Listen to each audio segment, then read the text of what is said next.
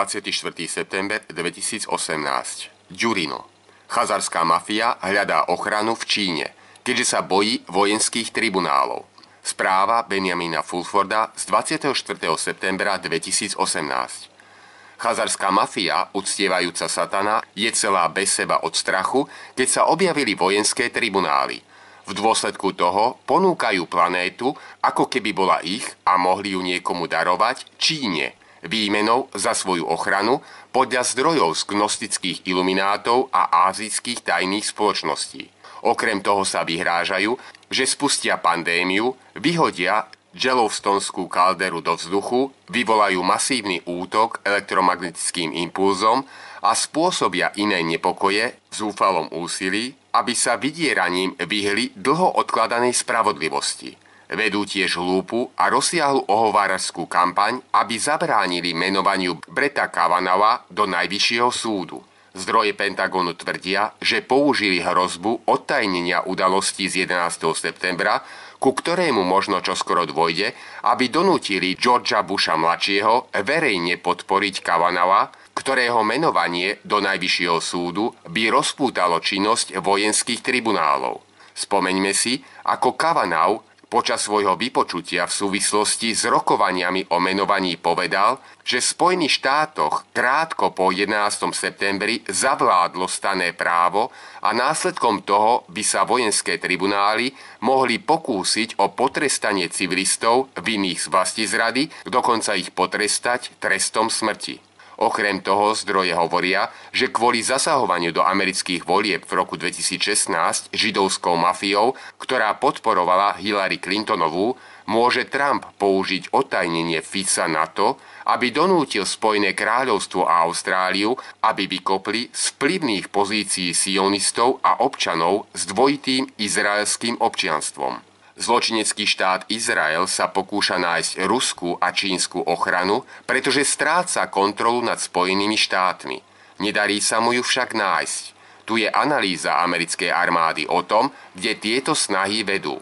Poprvé, v reakcii na nedávny kaskadérsky kúsok Izraelčanov v Sýrii, ktorý vyústil do zostrelenia ruského lietadla, v ďalšej zúfalej snahe začať tretiu svetovú vojnu, rozhnevaný ruský prezident Vladimír Putin a ruská pravoslávna cirkev môžu vyhlásiť svätú vojnu proti gojskej židovskej frakcii a môžu vytvoriť nad Izraelom bezletovú zónu až dovtedy, kým vráti Golanské výšiny Sýrii, zruší obliehanie Gazy, zbaví sa jadrových zbraní a vráti západný breh, východný Jeruzalém a všetky ukradnuté územia Palestíne a Libanonu.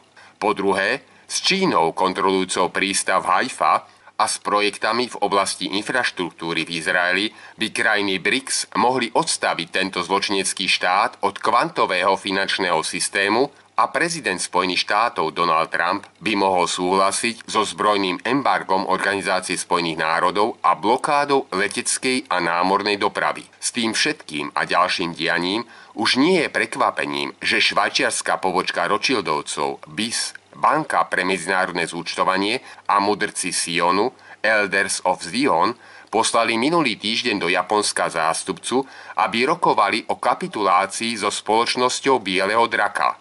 Vyjednávač, budeme ho nazývať človek BIS, uviedol, že bankárske rodiny sa obávajú chaotickej situácie, hromadných popráv, občianskej vojny a iných nepokojov, k akým dochádzalo počas francúzskych a ruských revolúcií. Inými slovami, človek BIS uviedol, že bankové rodiny sú ochotné vzdať sa, pokiaľ budú prijaté plány na hladký prechod na lepší systém pre planétu a gilotíny nebudú v programe. Na základe nedávnych verejných vyhlásení BIS tiež možno potvrdiť, že uznávajú nefunkčnosť svojho súčasného systému tlače peňazí z ničoho a ich rozdeľovania prostredníctvom prepojených zasvetencov, ktorý smeruje ku katastrofickému kolapsu. Povedané vlastnými slovami BIS, ich hlava je v ohni a nohy im mrznú. To možno vysvetliť aj tak, že superbohatí sú stále viac superbohatí, zatiaľ čo zvyšok svetovej populácie trpí biedou. Spoločnosť Bieleho draka zopakovala svoju pozíciu, že jedinou odpoveďou je jubileum, odpustenie dlhov. Konkrétne, globálny finančný reset by musel obsahovať jednorazové odpísanie všetkých dlhov, verejných aj súkromných, a prerozdelenie neoprávnených aktív nadobudnutých financovaním prostredníctvom ničím nekrytej meny. Konečný výsledok by spočíval v zabezpečení toho, aby každý na planéte mal svoj vlastný dom a nemal dlh. Bola by to jednorazová udalosť. Takže po tomto jubileu, ak by niekto predal svoj dom, aby si mohol kúpiť drogy a skončil by ako bezdomovec, už by nebol odškodnený. Spoločnosť Bieleho draka tiež navrhla zriadenie budúcej plánovacej agentúry, ktorá by pomohla koordinovať multibiliónovú kampaň, ktorá by ukončila chudobu, zastavila ničenie životného prostredia a zodpovedne uvoľnila potláčanú technológiu, najmä technológiu, ktorá by umožnila nesmrteľnosť pre tých, ktorí po nej túžia. Spoločnosť Bieleho draka ďalej uviedla, že podporuje zachovanie existujúcich kráľovských rodín ako symbolov kontinuity, zatiaľ čo každodenné riadenie by bolo ponechané meritokraciám, vláde najschopnejších jedincov, ako sú Pentagon, Vatikán, Komunistická strana Číny, novovytvorená agentúra na plánovanie budúcnosti a tak ďalej. Inými slovami, všetky funkčné byty starého systému by ostali zachované v mene kontinuity a reformované v mene hladkého prechodu. Demokracia naživo, demokracia v reálnom čase, demokracia na báze internetu by bola podporovaná tiež, navrhla SBD. Celý proces by sa mohol začať verejným odhalením skutočnej histórie planéty s cieľom pripraviť verejnosť na prechod, povedala SBD. Zástupca BIS podporil tieto návrhy a sľúbil, že ich predstaví ľuďom vo švajčiarskom Cugu, mesto a súčasne kantón v strednom Švajčiarsku. Poskytol tiež čiastočný vhľad do myšlienok trpaslíkov Zürichu a konštatoval, že komunikovali matematickými symbolmi. Ak je to pravda, mali by ste vziať do úvahy nasledujúcu rovnicu, ktorá sa splní. Ak nebudú súhlasiť s prechodom, potom ZUK plus BIS plus sionizmus sa rovná 0. NSA je teraz toho názoru, že hlavou klanu Rothschildovcov je Evelyn a nie Nathaniel, ako nám CIA povedala predtým. Hovoria tiež, že ich najnovšie poznatky svedčia o tom, že Rothschildovci by mohli chcieť Číňanom ponúknuť kontrolu nad Japonskom ako protislužbu za svoju ochranu.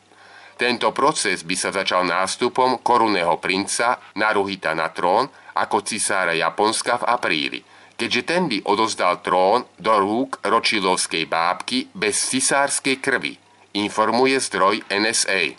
SBD a zástupca jednej ázijskej tajnej spoločnosti nedávno hovorili o tejto téme a dohodli sa, že japonský národ sa musí dozvedieť pravdu o svojej cisárskej rodine a že expertná komisia spoločne s japonskou verejnosťou má rozhodnúť, čo sa s týmto chryzantémovým trónom má udiať. Vatikánska lóža P2 si tiež verejne uzmierovala Čínu. Urobila tak v podobe súhlasu Vatikánu s odovzdávaním spolurozhodovacieho práva čínskej vláde pri voľbe katolíckych biskupov v Číne. V istej podobe prišlo zmierenie aj od talianskej vlády, ktorá ako prvá v skupine G7 oznámila, že sa zúčastní na čínskom projekte novej hodvábnej cesty. Na tomto mieste by sa patrilo uviesť aj niekoľko príspevkov na Twitteri, ktoré v roku 2016 zverejnila istá barónka de Rothschild. Na nešťastie vás impeachment v roku 2017 pripraví o vaše malé, ruským hackerským zásahom získané volebné víťazstvo. Po jadrovej vojne Trump, Putin, Irán, Čína, NK sa svet vráti späť ku globalistickému ideálu, ktorý ponúka bezpečnosť nad Európou. Je na dlani, že Rothschildovci a ďalší členovia P2 sa utiekajú k Číne, aby našli útočisko potom, ako zlyhali ich podfuky, Tretia svetová vojna a Russia Gate. Číňania sú si však veľmi dobre vedomí toho, že Chazari im narozprávajú čokoľvek, čo len budú chcieť počuť, aby im pri prvej príležitosti bodli dýku do chrbta. Vedia aj to, že tí istí ľudia, ktorí sa im teraz vtierajú do priazne, sú tí istí, ktorí ich ponižovali počas vojen o ópium. Ako sme videli vyššie, Číňania vo všetkej tichosti zhábali infraštruktúru Izraela a spolupracujú s Rusmi a armádou Spojených štátov s cieľom donútiť sionistov, aby ukončili všetky nimi spôsobované nepokoje. Chazari tiež strácajú jednu zo svojich posledných bášt moci – kontrolu nad veľkými internetovými firmami.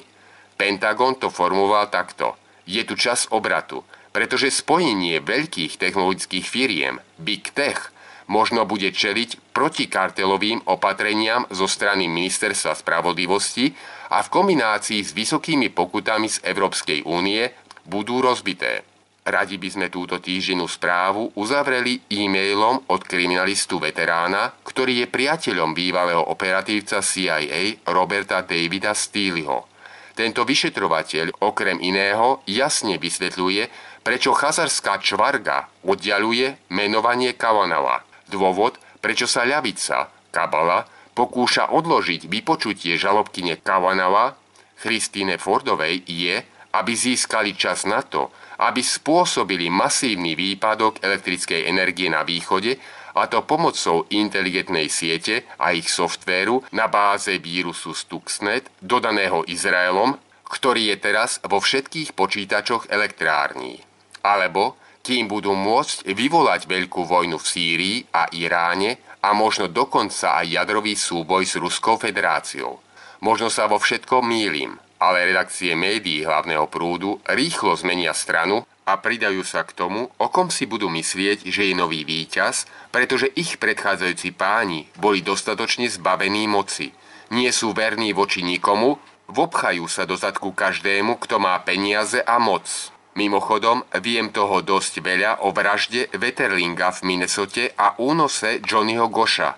Všetko má spojitosť so CIA, FBI, medzinárodnou pedosatanistickou sieťou, rodinou Bronfmanovcov, Georgeom Bushom starším, pážatami Bieleho domu, Berním Frankom, Craigom Spenceom a tak ďalej. Je to príbeh o účasti FBI, účasti rodiny obetí a zverejnení úplne iného príbehu. Má spojenie s Omahou, mesto v Nebraske, korporáciou Franklin Credit, so skorumpovanou FBI, pátračmi CIA, Jordan, pedoproblémov v Minnesote a generálnym prokurátorom Minnesoty Skipom Hambreyom, skorumpovaným synom senátora Huberta Hambreya. Pred niekoľkými rokmi sme vypočuli kľúčového svedka. Zdroj benjaminfulford.net a ďalšie stránky. Preklad Jurino, september 2018. Tento preklad vám priniesie čitatelia portálu preklady od lesa.sk svojimi dobrovoľnými príspevkami.